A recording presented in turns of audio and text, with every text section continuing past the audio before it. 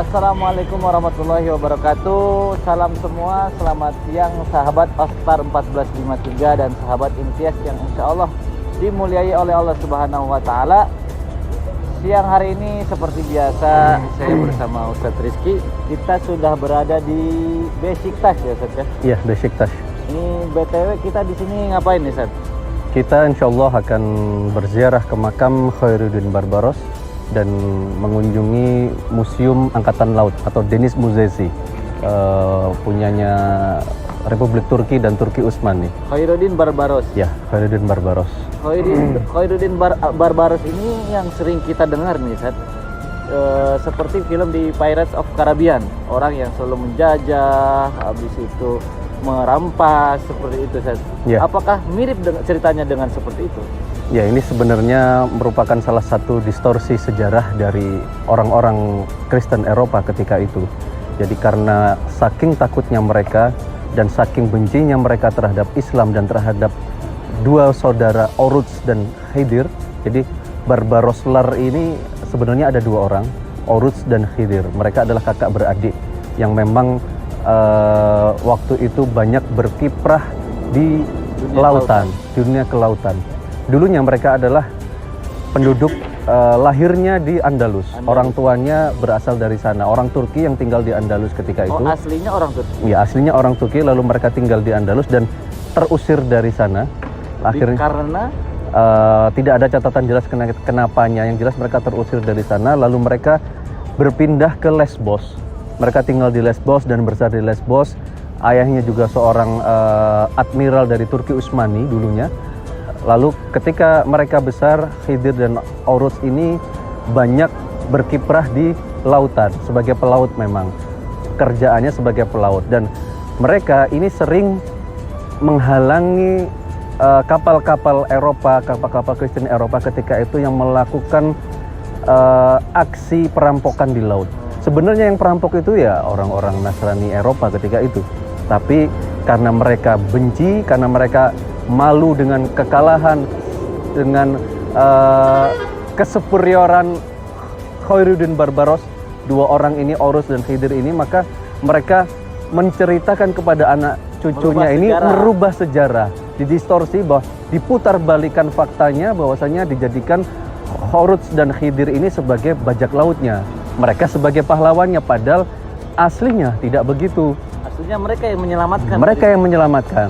Bahkan kalau kita baca pada literatur baik itu dari Arab ataupun Turki, Khairuddin Barbarossa ini, Oruç dan Khidir ini adalah orang yang turut andil jasanya dalam membebaskan tawanan-tawanan orang Muslim dan Yahudi yang ada di Andalus ketika itu. Seperti kita tahu bahwasanya ketika Andalus runtuh, ketika Granada runtuh, maka Yawuz Sultan Salim ketika itu mengirim utusan untuk ke Andalus, yaitu Khairuddin Barbaros tadi, lebih tepatnya Khidirnya, ya Khidir dan Oruç tadi, untuk menyelamatkan sisa-sisa orang Muslim dan Yahudi yang ada di sana. Jadi mereka ini orang-orang Yahudi dan Islam yang ada di Andalus ketika itu, mereka disiksa, dipaksa masuk Kristen, lalu dipenjara, tidak dikasih makan, bahkan setiap hari mereka ini disiksa untuk dipaksa masuk Kristen. Inilah penderitaan yang dialami oleh orang-orang Muslim dan Yahudi yang tinggal di Andalus ketika zaman Reconquista ketika itu. Maka Sultan Salim ketika itu mengirim utusan ke sana untuk menyelamatkan mereka. Jadi Khairuddin Barbaros ini salah satu tentaranya, panglima utama di Daulah Utsmaniyah. Ya, ketika Sultan Salim mendengar bahwasanya dua kakak adik Oruç dan Khidir ini sepak terjangnya di lautan ini sangat baik, dan mereka seorang Muslim, maka mereka berdua ini dipanggil ke istana oleh Sultan Salim. Asalnya bukan siapa-siapa. Asalnya bukan siapa-siapa. Tapi memang dulu bapaknya pernah mengabdi di Kesultanan Turki Utsmani sebagai pelaut juga. Nah, ketika dipanggil, beliau diberikan jabatan sebagai admiral atau kapten kapal, lalu diberikan armada kapal dan diberikan anak buah kapal yang banyak, ditugaskan untuk menyelamatkan tadi Muslim dan orang-orang yang ditawan oleh tentara Eropa di Andalus ketika itu. Lalu mereka juga diutus untuk ke Aljazair untuk membebaskan Aljazair dari penjajahan Perancis dan Italia ketika itu. Lalu mereka juga diutus ke Tunisia. Jadi jasa Khairuddin Barbarossa dalam dunia Islam ini cukup besar. Bahkan bukan hanya Khairuddin Barbarossa saja. Dalam catatan sejarah umat Islam, kalau kita tahu dan kita mau membaca literatur-literatur yang ada, peran umat Islam dalam lautan itu sudah dimulai sejak zaman Utsman bin Affan. Bahkan ekspedisi pertama dulu yang dipimpin oleh Muawiyah bin Abi Sufyan itu sudah membebaskan Pulau Siprus. Oh, ini awal mula adanya kapal bajak laut seperti itu? Bukan kapal bajak laut, jadi maksudnya umat Islam itu sudah memulai kiprahnya di dunia lautan itu sejak zamannya kepemimpinan Utsman bin Affan. Sahabat Rasulullah ketika itu beliau sedang menjabat sebagai khalifah. Di masa kepemimpinan beliau lah Muawiyah diutus untuk membebaskan Pulau Siprus. Jadi itu ekspedisi lautan pertama. Lalu dilanjutkan yang ekspedisi kedua di zamannya Muawiyah ketika menjadi khalifah. Beliau mengirim anaknya Yazid bin Muawiyah untuk membebaskan Konstantinopel yang sering kita dengar ceritanya, yang diikuti oleh salah satu sahabat yang paling besar ketika itu, Abu Ayyub Al-Ansori, yang makamnya berada tepat sekarang di daerah yang bernama Ayyub Sultan. Itu adalah ekspedisi kedua. Nah, jadi umat Islam ini sudah termotivasi sejak dulu, walaupun ketika itu orang Arab tidak terbiasa hidup di laut dan tidak mengenal bagaimana cara berperang di laut, tapi mereka termotivasi oleh hadis yang disampaikan oleh Rasulullah, bahwasanya ketika itu Rasulullah SAW pernah suatu saat ketika berada di rumahnya Ummu Haram, beliau terbangun dari tidurnya lalu tersenyum. Ummu Haram bertanya kepadanya, "Wahai Rasulullah, apa yang membuatmu tersenyum?" Lalu Rasulullah menjawab, "Sesungguhnya aku diperlihatkan oleh Allah rombongan dari umatku berlayar di lautan seperti seorang raja yang duduk di atas singgasananya." Mimpi Rasul. Rasulullah diberikan mimpi oleh Allah sampai 3 atau 4 kali kalau nggak salah. Itu dalam tidurnya beliau diperlihatkan bahwasanya segerombolan umat muslim ini berlayar di atas lautan dengan kapal-kapal yang besar seperti seorang raja yang duduk dalam singgasananya. Dan ini menjadi kabar gembira dan menjadi kabar gembira, menjadi bisyarah bagi umat muslim ketika itu. Maka sejak itulah umat muslim berbondong-bondong, terutama bangsa Arab ketika itu di masa-masa awal, mereka belajar, mereka mengkaji bagaimana cara berlayar di lautan, bagaimana cara membuat kapal, bagaimana cara membuat peta, bagaimana menentukan arah angin. Ini semua mereka pelajari. Bahkan kalau untuk jihad fisabilillah. Untuk jihad fisabilillah, menyebarkan Islam ke seluruh penjuru dunia. Gitu. Jadi bahkan ada catatan sejarah yang menjelaskan bahwasanya orang yang pertama kali membuat peta lautan itu adalah Piri Reis. Seorang kebangsaan Turki ketika itu. Muslim, seorang muslim berkebangsaan Turki yang hidup satu zaman dengan Khairuddin Barbarossa ini. Jadi Piri Reis ini adalah orang yang ahli kartografi, ahli navigasi, dan dia adalah orang yang pertama kali membuat peta lautan. Ya, yang nantinya petanya ini dicuri oleh orang Kristen Eropa dan diklaim sebagai milik mereka. Nah, ini jahatnya orang-orang Kristen Eropa ketika itu seperti itu. Ketika mereka sudah berkuasa, mereka mengeklaim semuanya itu adalah milik mereka. Padahal kalau kita mau baca sejarah, itu semua adalah milik Islam. Islam sudah besar di sana. Islam mempunyai track record yang bagus di lautan. Tidak hanya berperang di daratan, umat Islam ini juga tangguh ketika berperang di lautan. Seperti itu. Teman-teman, kami mengajak kawan-kawan semua, sahabat-sahabat Imtiaz dan sahabat Ostar, untuk berziarah ke makam Khairuddin Barbarossa dan untuk mengenang jasa-jasanya, adalah untuk supaya teman-teman tahu bahwasanya umat Islam itu adalah umat yang hebat, umat yang besar, bangsa yang besar, memiliki sejarah yang besar, memiliki tokoh-tokoh pahlawan yang besar. Kita tidak perlu tokoh seperti Spider-Man atau Captain America atau Iron Man dan lain-lain, karena kita punya tokoh real.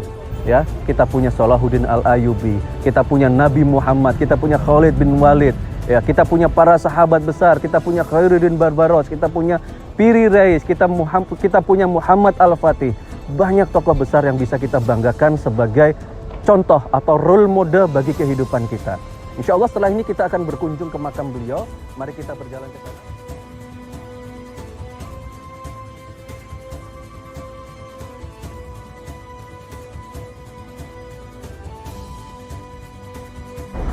Teman-teman sekalian, di sini letak dari jenazah Khairuddin Barbarossa dimakamkan. Di sana ada 4, kalau tidak salah ada 4 kuburan. Yang pertama Khairuddin Barbaros, lalu wakil kaptennya, saya lupa namanya, lalu makam istrinya dan makam anaknya. Khairuddin Barbarossa adalah salah satu admiral dari Turki Utsmani. Beliaulah yang membebaskan Aljazair dan membebaskan Tunisia dan membebaskan tawanan perang dari Andalusia. Ini sejarah singkatnya ya? Ya, ini sejarah singkatnya. Banyak beberapa peperangan yang beliau menangkan di lautan. Maka track record beliau di lautan inilah yang membuat orang-orang Kristen Eropa ketika itu ketakutan dan memutarbalikkan fakta, merubahnya menjadi sosok bajak laut yang bengis dan jahat. Nah, boleh dilihat ya. Nah, ini Barbaros removed the Spanish from Algeria until nih tahun 1516 and made his first contact with a political force in his homeland.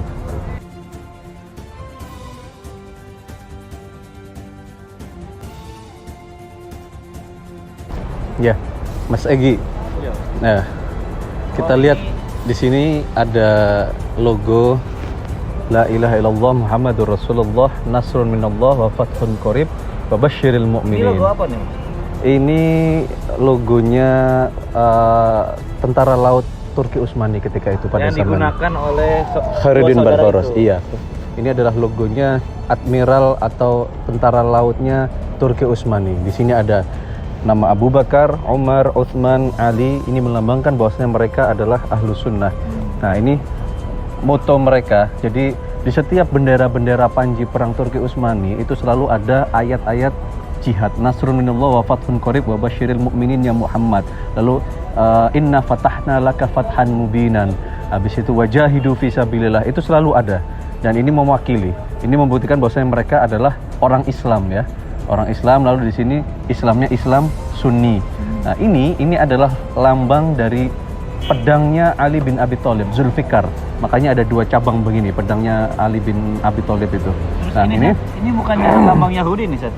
ya, ini sebenarnya adalah lambang dari Nabi Sulaiman. Namun jauh sebelum Yahudi menggunakannya sebagai simbol agama mereka, kita tahu kan Yahudi berdiri pada tahun 1900-an ya. Nah, ini jauh sebelum itu, ini masih tahun 1500-an. Itu dulu sudah dipakai oleh Turki Utsmani karena ini menurut mereka sebagai lambang keberuntungan di lautan. Di lautan itu mereka gunakan itu. Makanya mereka taruh di panji perang mereka. Kita coba lihat ke sini, Mas. Di sini ada penjelasan siapakah Khairuddin Barbaros. Admiral in Chief Barbaros Khairuddin Pasha. Beliau lahir pada tahun 1478. Tanggalnya tidak diketahui, namun tanggal wafat beliau 4 Juli 1546. Berarti ini menunjukkan bahwasannya tadi kan antum nanya masalah bintang David tadi ya. Nah, ini berarti beliau menggunakan bintang David itu sejauh sebelum berdirinya negara Israel. Berarti sudah digunakan beliau. Ini berarti abad ke-15 sampai abad ke-16 beliau hidupnya. Di zamannya siapa? Yavuz Sultan Salim. Bahkan ketika zamannya Sultan Bayazid kedua beliau sudah hidup.